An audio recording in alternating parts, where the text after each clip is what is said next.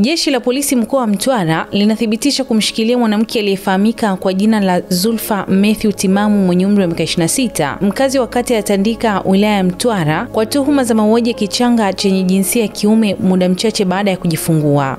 Tukio hili limetokea tarehe 2 mwezi wa 6 mwaka 2025 majira ya saa 9 alasiri huko maeneo ya Tandika katika nyumba anayoishi mtuhumiwa. Baada ya majirani kusikia sauti ya kitoto kichanga kikilia na baada ya muda mfupi sauti hiyo kutosikika tena, waliamua kutoa taarifa katika kituo cha polisi Mtwara. Chanzo cha tukio hilo ni baada ya mtuhumiwa kuona atazidiwa na majukumu ya kulea mtoto, kwa kuwa kabla ya kichanga hicho kuzaliwa, mtuhumiwa alikuwa na mtoto mwingine mdogo mwenye umri wa mwaka 1 na miezi 3 ambaye bado ananyonya.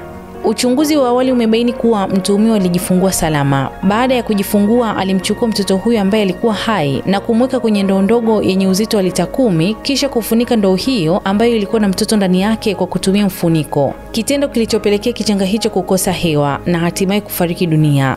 Uchunguzi wa tukio hilo utakapokamilika, mtuhumiwa atafikishwa mahakamani. Mwili wa mtoto huyo umehifadhiwa katika hospitali ya rufaa ya mkoa wa Mtwara Ligula kwa ajili ya uchunguzi wa kitabibu.